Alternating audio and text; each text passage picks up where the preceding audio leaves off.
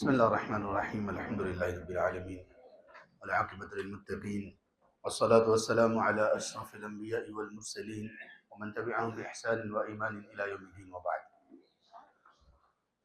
قابل احترام بھائیوں اور بیٹوں، رمضان المبارک میں ہمارا داخل ہو جانا یہ اللہ تعالیٰ کی ایک بہت بڑی نعمت ہے، اور اس نعمت کا شکر ادا کرنے کا طریقہ یہ ہے کہ ہم اس نعمت کی قدر کریں، اور اس نعمت کی قدر یہ ہے کہ اس مہینے میں ہم اپنے اللہ سے اپنے گناہوں کی، اپنی خطاؤں کی توبہ معافی یہ حاصل کرنے میں کامیاب ہو جائیں۔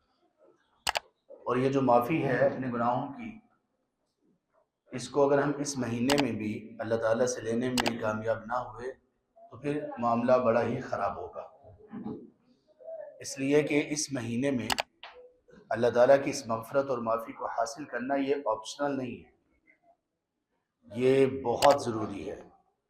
یہ صرف اللہ کی طرف سے ایک آفر نہیں ہے بلکہ اللہ کی طرف سے ایک فریضہ ہے۔ وہ کیسے؟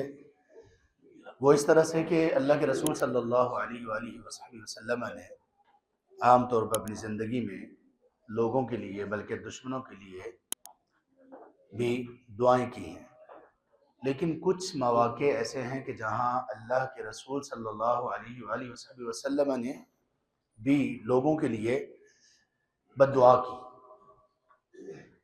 اب دیکھیں کہ وہ کتنے بد نصیب لوگ ہوں گے جن کے لیے ان کی قوم کے رسول بد دعا کریں۔ انہی مواقع میں سے ایک موقع وہ ہے جس میں اللہ کے رسول صلی اللہ علیہ وآلہ وسلم نے تو بد دعا نہیں کی، لیکن فرشتوں کے سردار، نوریوں کے سردار جبریل امین علیہ السلام نے بد دعا کی، اور ہمارے پیارے پیغمبر، ہمارے ماں باپ، ہمارے اولادیں، نسلیں، مال و دولت، جسم و جان سب آپ پر قربان ہو صلی اللہ علیہ وآلہ وسلم۔ آپ نے جواب میں کہا آمین۔ وہ کون سی بات ہے؟ وہ بات یہ ہے کہ من وجد رمضان فلم یغفر لہ، جس بندے کو رمضان المبارک کا مہینہ نصیب ہوا لیکن اس نے پھر بھی اپنی بخشش کا سامان نہ کیا، اے اللہ ایسا بندہ تیری رحمت سے مردود ہو، ملعون ہو، اور تیری رحمت سے دھتکارا ہوا ہو۔ یہ کس نے کہا؟ جبریل علیہ السلام۔ اللہ کے رسول صلی اللہ علیہ وآلہ وسلم جو نوریوں کے بھی سردار ہیں، ناریوں کے بھی سردار ہیں، خاکیوں کے بھی سردار ہیں، امام الانبیاء والمرسلین ہیں، انہوں نے فرمایا آمین، یا رب اس کو قبول کر، یہ ایسا ہی ہونا چاہیے۔ یعنی وہ شخص جس کو رمضان ملا اور اس نے اپنی بخشش کی کوشش نہ کی اور اللہ سے بخشش حاصل نہ کر لی، وہ اسی قابل ہے کہ اس کو دھتکار دیا جائے اور اس کو اللہ کی رحمت سے مردود اور ملعون کر دیا جائے، اس لیے کہ اللہ تبارک و تعالیٰ نے اتنی فراخی دے دی، اللہ تعالیٰ نے اتنے بہانے پیدا کر دیے، صبح شام مغفرت ہے۔ اللہ کے رسول صلی اللہ علیہ وآلہ وسلم نے فرمایا ہر رات اللہ تبارک و تعالیٰ اپنے بندوں کو جہنم کی آگ سے آزاد کرتے ہیں۔ ہر رات، راتیں گزریں ہم جہنم کی آگ سے آزادی حاصل نہ کریں، دن ہو روزے میں ہیں، اور روزے کی تو ایک ایک ادا اللہ تبارک و تعالیٰ کے نزدیک بڑی محبوب ہے، یہاں تک کہ آپ صلی اللہ علیہ وآلہ وسلم نے فرمایا لَخَلُوفُ فَمِ الصَّائِمِ أَطْيَبُ عِنْدَ اللَّهِ مِنْ رِيحِ الْمِسْكِ، روزے دار کے منہ سے وہ جو سمیل آتی ہے افطاری سے کچھ پہلے، معدہ خالی ہونے کی وجہ سے، اللہ کو وہ مسک کی خوشبو سے زیادہ محبوب ہے۔ اب یہ ساری چیزیں یہ جو مغفرت اور بخشش ہے کیسے حاصل کیسے کریں گے؟ وہ ایسے کریں گے کہ تقویٰ کے ذریعے سے، تقویٰ کے ذریعے سے۔ دیکھیے روزہ رکھنے کا ایک ہے طریقہ، ایک ہے مقصد۔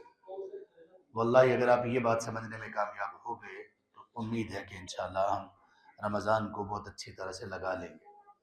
روزے کا ایک طریقہ ہے، ایک مقصد ہے۔ روزے کا طریقہ اور مقصد میں کیا فرق ہوتا ہے اس کی مثال میں دیتا ہوں۔ آپ یہاں سے کسی بندے کو روانہ کرتے ہیں کہ آپ نے لاہور جانا ہے، اور آپ نے لاہور جانے کے لیے یہ طریقہ استعمال کرنا ہے، لاہور میں فلاں جگہ پہ جاؤ گے، وہاں پہ اترو گے، ٹیکسی پکڑو گے، فلاں جگہ جاؤ گے، فلاں مارکیٹ میں فلاں دکان پر اور فلاں بندے سے ملو گے اور یہ کام آپ نے کرنا ہے۔ وہ بندہ واپس آنے کے بعد آپ کے پاس آتا ہے جس کو آپ نے بھیجا تھا، آپ اس سے پوچھتے ہیں کہ کیا کام ہو گیا؟ تو وہ کہتا ہے کہ جی جیسا آپ نے مجھے کہا تھا میں اسی طریقے سے اسی گاڑی سے اسی کوچ سے ہم گیا وہاں پر لاہور میں اور اس بندے تک میں پہنچ گیا۔ پھر آپ پوچھتے ہیں کہ وہ جو مقصد تھا وہاں پہنچنے کا، چیز جو لینی تھی یا دینی تھی یا جو بات کرنی تھی وہ آپ نے کی؟ کہتا نہیں وہ تو نہیں کر سکا۔ آپ اس کو کیا کہیں گے کہ یہ کامیاب ہوا یا ناکام ہوا؟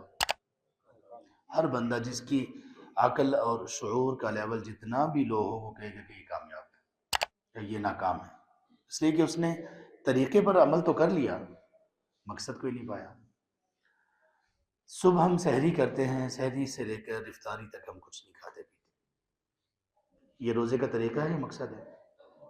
بتائیے، یہ تو طریقہ ہے، مقصد کیا ہے؟ اللہ تعالیٰ نے قرآن کریم میں جہاں روزے کے احکامات کو بیان کیا، فرضیت کو بیان کیا، فرضیت کے بیان میں اللہ تعالیٰ نے مالک الملک نے پہلے روزے کے مقصد کو بیان کیا۔ یا ایھا الذین آمنوا کتب علیکم الصیام کما کتب علی الذین من قبلکم لعلکم تتقون، کہا کہ روزے تم پر ایسے ہی فرض کیے گئے جیسے پہلی امتوں پر تھے، ساتھ ہی مقصد بتایا، روزے کا طریقہ بعد میں آ رہا ہے۔ مقصد کیا ہے؟ تم میں تقوی پیدا ہو۔ تقوی کس کو کہتے ہیں؟ تقوی اس پاور کا نام ہے، اس قوت کا نام ہے جو آپ کو اللہ کی نافرمانی سے روک دیتی ہے۔ روزے کے ذریعے سے آپ میں یہ چیز پیدا ہونی چاہیے۔ دیکھیے آپ باربر کے پاس جاتے ہیں بال کٹوانے کے لیے، اب جب واپس آئیں تو آپ پر آثار دکھائی دینے چاہیے نا کہ بال کٹے ہیں، ایسا ہی ہے نا؟ آپ ایک کپڑا ہے ان سلا ان سٹیچ، آپ وہ درزی کو دیتے ہیں، اس کے بعد وہ کپڑا سلا ہوا پورا پراپر بنا ہوا دکھائی دینا چاہیے نا، ورنہ تو فائدہ نہیں ہے اس کا۔ آپ کسی کو کہتے ہیں کہ مسجد کو پینٹ کرنا ہے تو پینٹ، اس کا اظہار، اس کا احساس ہونا چاہیے نا۔ ہم روزہ رکھیں، روزہ رکھنے کے بعد ہم سے کوئی اظہار ہی نہ ہو کہ بندے کا روزہ ہے، پتہ ہی نہ چلے کہ بندہ رمضان میں یا رمضان کے بعد ہے، تو ہم نے کیا سمجھ رکھا ہے روزے کو؟ عادت، رسم، رواج نہیں، عبادت ہے، بہت بڑی عبادت ہے، اسلام کے ارکان میں سے ایک رکن ہے، رکن، پلر۔ یہ مسجد یا ہر عمارت پلر پر کھڑی ہوتی ہے، اسلام کی بنیاد جن پلرز پر کھڑی ہے ان میں ایک روزہ ہے، اس کا اثر دکھائی دینا چاہیے۔ کیسے دکھائی دے گا؟ آپ دن میں اپنے کاموں میں مشغول ہوتے ہیں اور آپ جہاں پہ بھی ہیں، آپ کی ورک شاپ ہے، آپ کی دکان ہے، آپ کا بزنس ہے، تجارت ہے، آپ پڑھتے ہیں، پڑھاتے ہیں، آپ وکیل ہیں، ڈاکٹر ہیں، انجینئر ہیں، کچھ بھی ہیں، گفتگو میں شائستگی پیدا کریں، برائی، بے حیائی کی باتیں، گالی گلوچ، زور زور سے بولنا ختم کر لیں۔ اللہ کے رسول صلی اللہ علیہ وآلہ وسلم نے فرمایا اذا کانا، دیکھیں آپ کی جب ہم بات سنیں نا آپ صلی اللہ علیہ وسلم کی، دل و جان سے بالکل عاجزی انکساری سے، بس اس کو ایسے سنا کرو کہ ہماری جان قربان آپ کی باتوں پر، فوراً اس کو لیا کرو۔ آپ نے فرمایا جب تم میں سے کسی کا روزہ ہو، اور پتہ آپ کے الفاظ کیا تھے؟ اذا کان یوم صوم احدکم، واللہ اللہ کے رسول صلی اللہ علیہ وسلم کے یہی الفاظ تھے، آپ نے یہ الفاظ بولے، کیا سما ہوگا کہ آپ کی زبان مبارک سے الفاظ نکل رہے ہوں گے، صحابہ سن رہے ہوں گے۔ اگرچہ ہمیں صحابیت کا شرف نہیں ملا، لیکن ہمیں اتنا بڑا اعزاز تو مل گیا نا کہ ہمیں اللہ کے رسول صلی اللہ علیہ وسلم کے الفاظ سنائی دے رہے ہیں، ہمارے پاس موجود ہیں۔ اذا کان یوم صوم احدکم، جب تم میں سے کسی کا روزہ ہو، فلا یرفث، وہ کوئی بے حیائی کی بات نہ کرے، کوئی بے حیائی والا عمل نہ کرے، موبائل کی اسکرولنگ میں کوئی بے حیائی کا مواد نہ دیکھیں، نہ راتوں میں نہ دن کو۔ رات کو اگر آپ اپنے موبائل پر کچھ بھی ایسا گناہ کا، بے حجابی کا، بے پردگی کا، بے حیائی کا دیکھ رہے ہیں، یہ راتیں تو اللہ تعالیٰ نے جہنم کی آگ سے آزادی کے لیے آپ کے لیے رکھی ہیں۔ اللہ چاہتے ہیں آپ جہنم کی آگ سے آزاد ہو جائیں، اور اگر ہم چاہیں کہ نہیں، ہم نے اپنی بد نظری کے ذریعے سے اپنے دل کو سیاہ کرنا ہے، تو اللہ کے غضب کو دعوت دینے والی بات ہے۔ فرمایا جس کا روزہ ہو وہ بے حیائی والے کام، باتیں نہ کرے، ولا یجہل، جہالت کے کام نہ کرے، ولا یسخب، شور نہ مچاتا پھرے، اونچی اونچی بولنا، لوگوں کو ایسی آوازیں دینا، ڈانٹ ڈپٹ کرنا، یہ نہ کرے، اور نہ کسی کے ساتھ کوئی تو تکرار کرے۔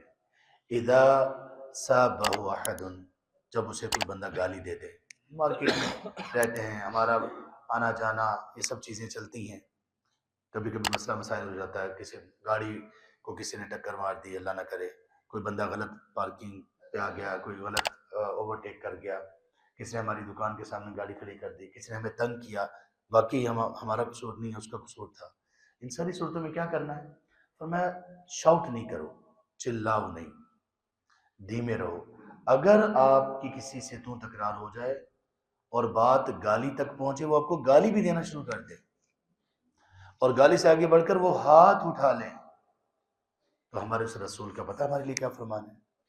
فَلْيَقُلْ إِنِّي صَائِمٌ، تو آپ نے جواب میں صرف یہ کہنا ہے بھائی میرا روزہ ہے۔